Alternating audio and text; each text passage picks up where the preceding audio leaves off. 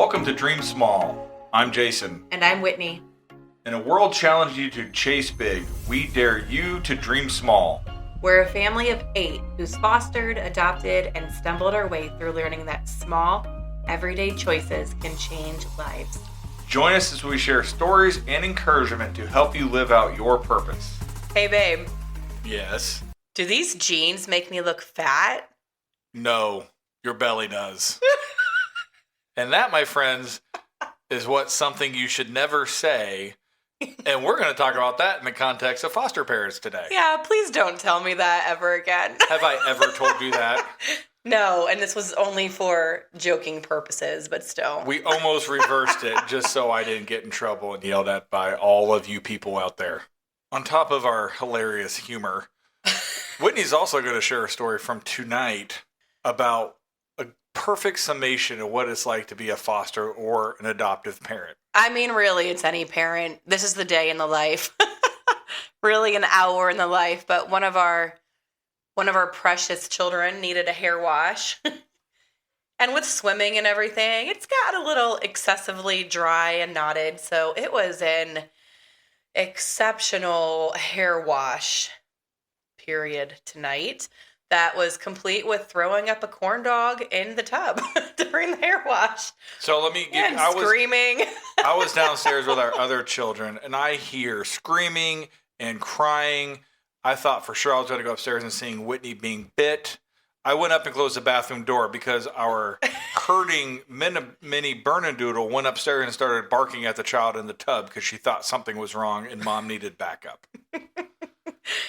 Nothing was indeed wrong. I was just trying to actually very gently comb out a really knotted mess of hair. And it was gentle, and I did it all the right way.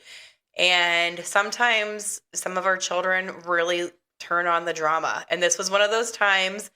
Next time we probably won't hair wash right after dinner. I'll leave it at that. But we were snuggling on the couch an hour later, and she was so happy that her hair looked so pretty and 4 beautiful little poofs. And what did you hear her say to me, Jason? I think she said tonight was really fun. She said, Mommy, I love tonight and you doing my hair. It was so much fun. That is the roller coaster. Oh, Lordy. That is the roller coaster. I'm sure most of you have experienced that who have been parents. But yeah, so that was fun. So much fun. In this episode, we're going to unpack the well-meaning but sometimes cringeworthy comments that people make to foster and adoptive families. Please understand that our goal is not to shame, but to relate and educate with some laughter on the side. And we know that people who make these comments are well-intended, not meaning to sound ridiculous, but we're going to shed some light on it. And so everybody knows, we know the comments and questions come from love. And you guys, here's the thing. I am, admittedly, the queen of really awkward comments. Yes, confirmed. I was going to say, I'm sure Jason has something to say about that. Yeah, no, I'm not going to go into details. But here's the thing. I've been there, and until I have been on the other side of it, I never realized how not great it came across and how it could have been received and what I could have said differently. We know that people who strike up conversation with us and ask questions have a well-meaning intention behind that. Whether it's strangers or dear friends or acquaintances that we know through church, we know your heart. And this is solely to educate and open up people's eyes to maybe different ways, different things that we could say. Yeah, we know a lot of people are genuinely just curious about foster care and what it means and what it's about. Some people just don't understand the process and they're trying to be curious, but instead they come off incredibly awkward. But we're just doing this one to help everybody realize who aren't in the foster world, when you ask certain questions of foster or adoptive parents, how it can be misrepresented and received poorly. And sometimes it can just be really awkward. I remember a dear friend said that she was fostering 2 babies. One was black and one was white, and they didn't look anything alike, and they were the same age. And a well-meaning person came up and said, "Oh, wow, are they twins?" What do you say to that? Yes. That's what I would say. Yeah. They're twins. They're twins. Yeah. Yeah. So I think a lot of people do it from just nervousness, trying to connect. You know how people do things when they don't know how to connect with folks, and they try to. So we know it's from the best intended spot. Absolutely. But hopefully some of y'all listening to this one will listen to what we're trying to teach you here and appreciate where we're coming from, enjoy the humor, and ask better questions. Or just tell us you think we're being stupidly picky and to roll with it and extend grace. That's okay too. This one's a little more humorous with a side of education, so just enjoy. It's just some things that we've been through. All right. Whit, number 1. Are you going to keep them? I have heard this a lot. And again, it's well-meaning, right? People that aren't in the world of foster care. I mean, it's just such a loaded question. I mean, how do you even answer that? We don't know. I think it's the appropriate, maybe. I don't know. Potentially, it depends. Who knows? So this can kind of feel like transactional, right? Like it's when you try something out and you're just trying it out, giving it a test run to decide if you want to keep it. Kids aren't that. I know people who've asked that. That's not what they mean, but just keep that in mind. Kids aren't something you test. Maybe a better way of asking this for the same information, maybe ask, what has the journey been like with them so far? Yeah, or how long have they been with you? Or, I mean, I get it. People want to be involved. They're curious. They want to ask questions. Like I've said already several times, it comes from a place with good intentions, but are you going to keep them? That's a hard one because truthfully, we don't know. Like Jason said, it's not up to us. With our current children in foster care, I was actually asked this earlier today, and I said, I don't know what the judge and the courts will decide, but if they should need a forever home, our answer is absolutely yes. Because I don't know what else to say. And then you don't want to get into like all the nitty gritty of the court case and where everything's at and what the plan is and how that's going. Like that's just too much. And no one really, it's like when someone says, how are you?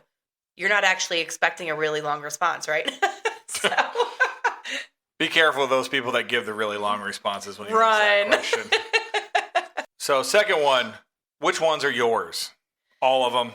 Every single one. They're all mine. Yeah. Again, it's like kind of that ownership, right? Like, well, I mean, I'm currently feeding, diapering, bathing, all of them. They all live under my roof. They're all mine. I can't give you the timeline, but right now they're all mine.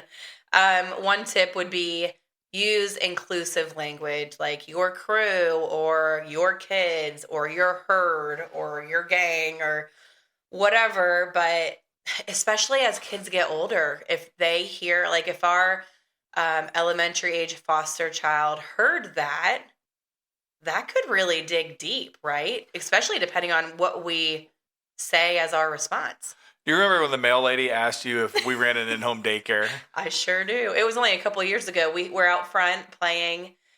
We might have had 5 or 6 kids at the time and quite the rainbow.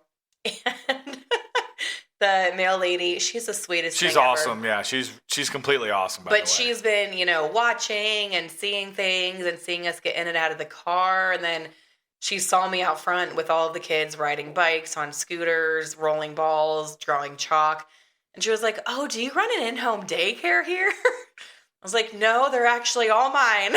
I mean, legally, by the state of Indiana, kinda.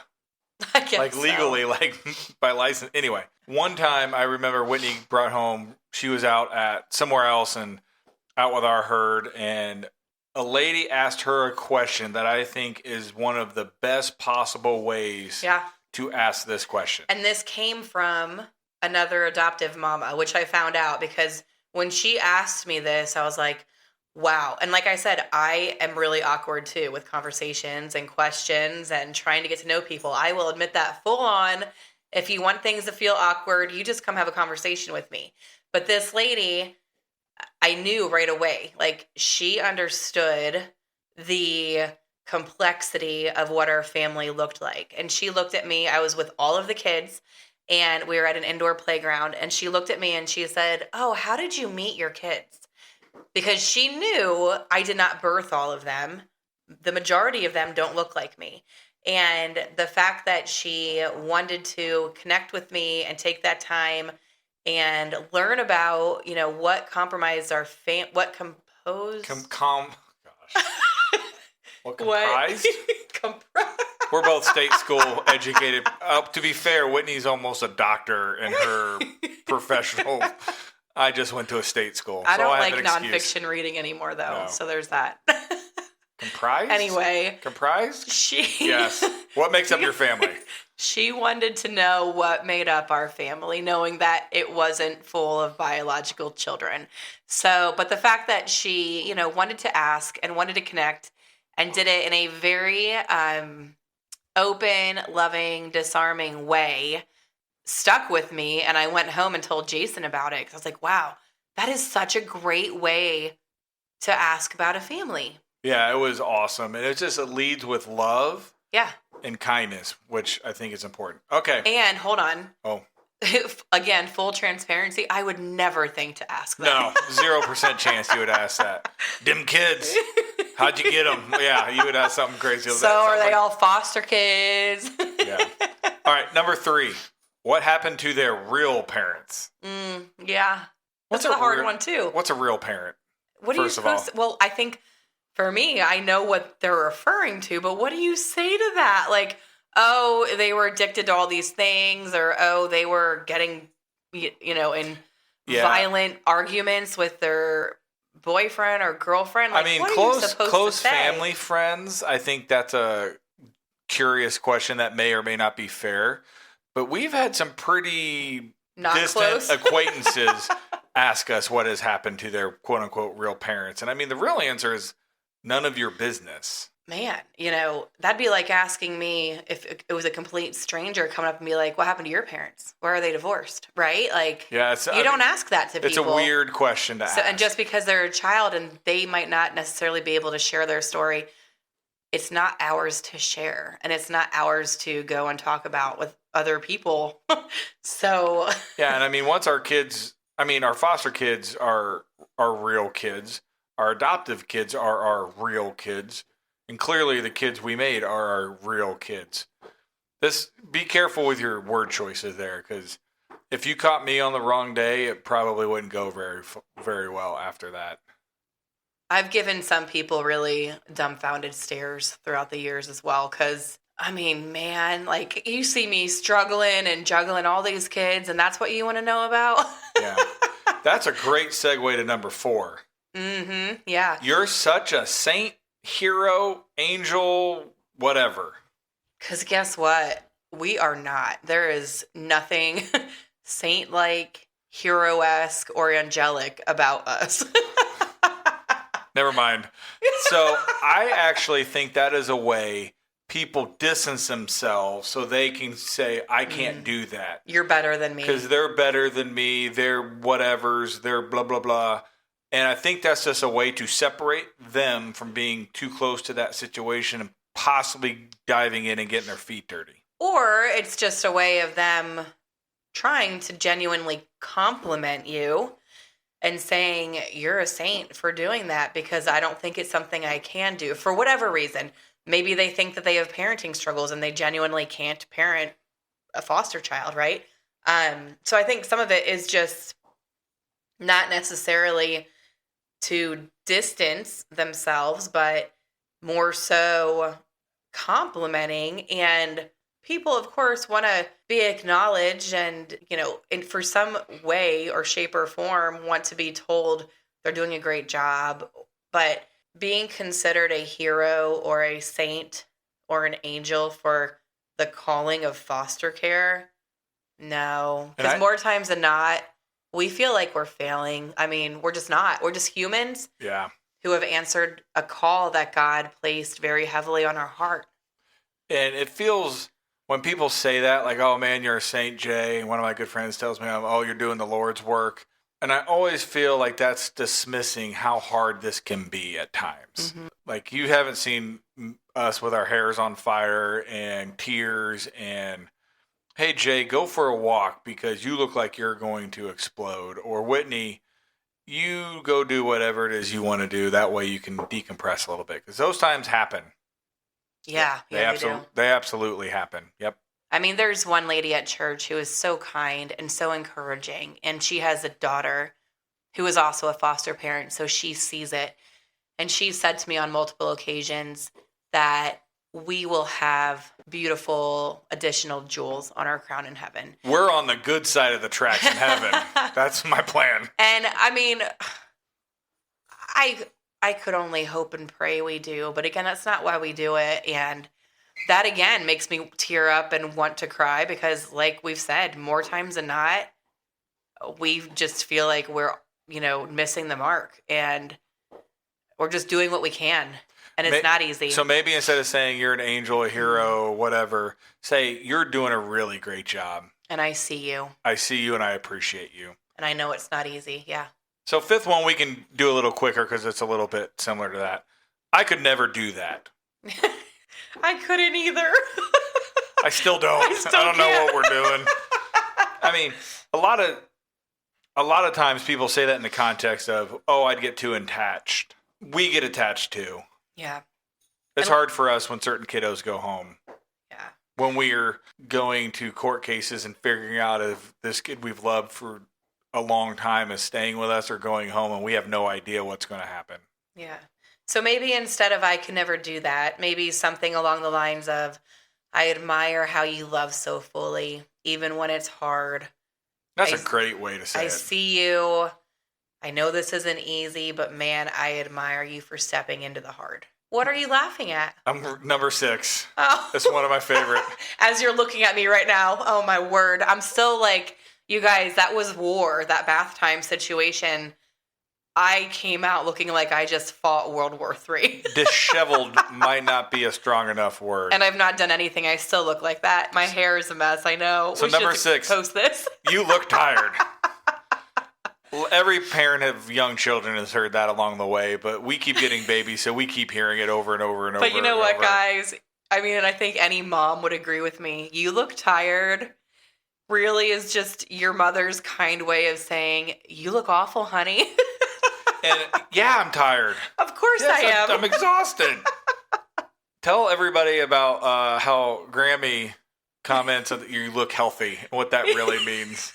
And how this is kind of this is tangential to that. So I went through a phase before I met Jason when I truly did nothing but exercise multiple hours a day. Side note, if you hear random hoofs and ruffs and collar shaking, our mini Boodle-Doodle's down here with us tonight. We're trying to keep her calm, but if you hear random sounds, I promise it's a dog. It's just a dog. But anyway, so the you look healthy comment. So back before meeting Jason, I didn't have anything to do. I had no life. I worked full time. I exercised literally 2 to 3 hours a day. I lived off cereal, popcorn, or salad. And I was too thin for my build. And then I met Jason and I, put on that healthy You're welcome. 20 pounds from dating. And his mom's like, oh yeah, I put 20 pounds on when I met Jason too. That was pretty funny. It was funny. But so when my mom saw me after dating Jason, she goes, wow, you look really healthy. So to this day, me looking healthy means, oh, you've put on some meat. Good job. Juicy, as we said last week. So healthy and tired are not considered compliments in my book. Yeah, yes, we're tired, we're exhausted, we're worn out. Any human you ask, wow, you look tired, don't say that. Maybe, you know what you're saying. Maybe offer up, how are you today? How can I help? Try that. Do you need a nap? Do you need me to come corral children so you can rest? We actually had a friend come and babysit the kids on a Saturday so we can go to lunch. And we went to the quickest Mexican lunch ever. And we still had her for an hour. So we went up to our bedroom and napped. Actually and it was glorious. Actually napped. Not code word napped. No, actually napped. Set an alarm and actually fell asleep. I'm pretty sure Whitney nudged me for snoring nap. So, all right. Next one. Number 7. At least, whatever. At least you have one good arm, right? Like, yes, yeah. You're right. Thank you. There is a great Brene Brown TED Talk that's really short on this. And it's the difference between empathy and, oh goodness, I can't even think of it. I wish I remembered it. But yeah, I mean, at least anything does not make anyone feel better because you're minimizing whatever they're going through, right? Like, for example, when we had our miscarriage, prior to us having a miscarriage, I would have been the awkward person that would have said, at least you can get pregnant again, trying to find the positive, right? Trying to look at the bright side. At least you have another kid. Yeah, no, like now I've learned you don't say that because that does nothing to acknowledge their grief and their loss and their pain, right?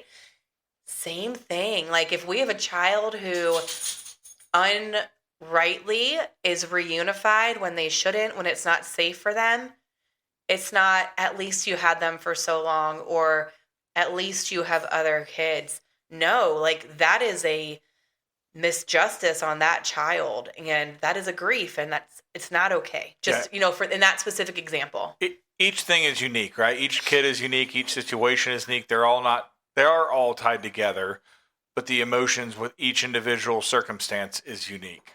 I've learned this. Never minimize pain. It doesn't help anything. All it does is make you look like a jerk. It makes the other person feel bad. Number 8, you've got your hands full. Yeah. Super helpful, by the way, to say that to some kudos. Some parent who's like struggle busting it and dragging 4 kids to say, wow, you got your hands full. Super helpful. I just smile and laugh. I mean, what are you going to do? Again. Oh, it's like, yes, I do. Would you like to take something from me? Hold my coffee, please. Or better, you could respond with better full than empty. There you go. Yeah. There you go. That's a funny one. Or my heart's even fuller. I would throw up if I heard you say that. As you're dragging a kid by the leg down the road yeah, perfect. Okay, that one can be pretty quick. Number 9. Number 9, everything happens for a reason. Does it though? That is one of the dumbest things people say that I absolutely loathe when people say that. Jason, not leaving any A lot of times, gray. The reason things happen is because you're dumb and you made a dumb mistake. It's not everything. It's just no. Everything does not happen for a reason. And what about the unsolicited advice, Jason? No thanks. If I don't have a relationship with you personally as a friend, I probably don't want your advice. Just being honest. I feel like it's a good thing in life in general to always request permission to give someone advice because people just might not want it. I mean, even my best friends, if they're going through something, can I give you my thoughts? Even me. Yeah. I should do it for you. I actually sometimes will go, babe, do you want me to listen or do you want me to give advice? Yeah. Because sometimes we do. We don't want advice, right? We don't want to hear it. Good rule of thumb here too, because, and really, unless you're a professional in an area like trauma or eating or behaviors, I probably don't want your advice because unless it's something that can genuinely help the areas where our family needs help and like you're not speaking just from a book you read or personal. So great example of somebody giving you advice that was a professional that was incredibly timed. When our current 6-year-old came to us, her first weekend, Whitney had just recently spoken with this nurse that was a lactation consultant. Mm-hmm. And I sought her out. But you met her like that week before somehow, like crazily. Recently, You had just gotten connected and she just happened to be the expert on the thing and you reached out to her and she guided us in the right direction. Hugely helpful. I mean, yeah, like there's people where you need and want advice and that's how we all grow. But I wouldn't throw unsolicited advice at any parent, truly. I mean, not just foster and adoption. I mean, we don't do that to each other. No. Like when parenting, because, what worked for kid A is the complete opposite of what worked for kid E and so on and so forth. Yeah. All right, we'll do these ones a little quicker. Some honorable mention. Don't you have enough kids? Yeah, we do, but guess what? More kids need homes. So unless some of y'all start signing up to be foster parents, we're going to keep saying yes. And again, I mean, you can't judge someone else's calling. You weren't a part of it, right? Like, if God's leading you to it and if he's calling you to it, I trust that he'll also tell you when he's calling you out of it. So that isn't helpful. And, I've heard that from people close to us. And I feel like since they've stopped saying it because they've realized it really doesn't matter what you think. Whitney and I, in our low 40s, would love to stop saying yes to babies so we can stop losing sleep at night and start allowing our kids to get a little older. Wait, you just said I was in my low 40s? Did you see my face? Oh, no, I missed it, but I just got it. I wasn't going to throw you under the bus. I love you. But I said low 40s. And yes, we do have enough. But God's going to keep bringing us kids that need us. We're going to keep saying yes. Until he shuts that door. Yeah, I mean, we're running out of room at this point. So help. Still looking for that 8-bedroom mansion. We don't even need a mansion. Just a house. Army barracks would be fine. Okay, next one. So close to insane slides. So a lot of these have been funny. This one's actually really serious. And if I hear somebody ever ask me this, I won't fight you, but I'm gonna very sternly correct you by asking this question. What did they do to end up in foster care? Ouch. That's like asking the kids of divorced parents what they did to cause a divorce. That's the best comparison I can think of. I don't even know if that's a good one, but goodness gracious. There's just nothing okay with that. We looked some stuff up for this one, obviously, because we haven't had all this said to us. Thankfully, nobody has said that to us. And I'm hoping whoever said that made it up, because I can't imagine somebody somewhere saying, what did the kids do? Well, even so, though, even asking why did they end up in foster care, not okay. But that's different, right? It's different, but it's still, I would say, please don't ask that unless you are very close with that person. Yeah. So what did they do, and then why are they? They're cousins. Don't ask those questions unless you are an intimately close friend with that person. Are they real siblings? There's that word real again. Yes, they're real siblings. They might have different bio parents, but they're real siblings. Yeah. That's one of our kiddos now. We talk about her siblings from her first family and her siblings here. And that's okay. She's okay with that. We're the ones that make it weird. The adults are the ones that make it weird. They don't know that anything's different or unique about it. It's the perception we put on to them. So if we just talk openly about it and they're all siblings, cool, right? More family. Just some quick things you can say that will always be warmly embraced. And might make me cry, so don't make it weird, okay? You're doing amazing work. How can I support your family? Tell me something fun about your kid. We've had some really amazing people step into our lives and say, how can I support your family? And a lot of times we'll give them the sideways shoulder shrug and go, and they do something amazing and incredible anyway. And I think, ultimately it's just great to remember that curiosity and compassion are always greater than assumptions. Always go for compassion first. You can have the curiosity, but please don't make assumptions, and please be cautious of what you're asking and around whom you're asking it. Yeah, don't ask a lot of questions around the kiddos. No. They don't need to know the details. They don't need it rehashed. I try not even to say, so-and-so's my foster child, right? They don't need that label. Think about it. Would you approach a newly divorced man or woman and say, that was not a close friend, and say, what happened? It's kind of the same context. Or even if you saw someone all of a sudden pregnant and you're like, I thought you couldn't get pregnant. What'd you do? You don't say that, right? Well, you're not married. Right. Yeah. Yeah, exactly. It's, for whatever reason, a lot of times the filter of common sense with foster kiddos gets thrown away. If you've made these mistakes, don't get me wrong. We love you. We all have said dumb things in our day. I'm right there with you. I could tell you a story about Whitney. Oh, really? But I'm not. What is it? No. Right. Yeah. I'm not going to tell that story. Email us, and I will share it with you.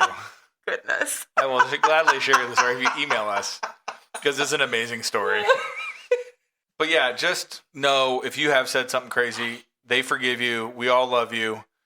Just think about it next time a little bit extra second too longer before you just say it. Remember, fostering like normal parenting, is hard. Foster care just has that extra layer of trauma typically associated with it. So it's hard. Build people up, don't break them down. And to any of our fellow foster and adoptive parents that are listening, you are not alone. We're here with you. That you are the main reason we're doing this show. Keep loving and keep dreaming small. If you're listening on Apple Podcasts, please tap that follow button or leave us a review. It helps other people find my mom's and dad's show. If you're on Spotify, please give my parents a follow and 5-star rating. And wherever you listen, don't forget to share the show with a friend who needs a little encouragement today. You can also follow us on social media and stay in the loop. Instagram at Dream Small Podcast, Facebook Dream Small Podcast, and Twitter/X at Dream Small Show. Or email us anytime at dreamsmallpodcast@gmail.com. We love hearing from you. And remember, just dream small. See you next time.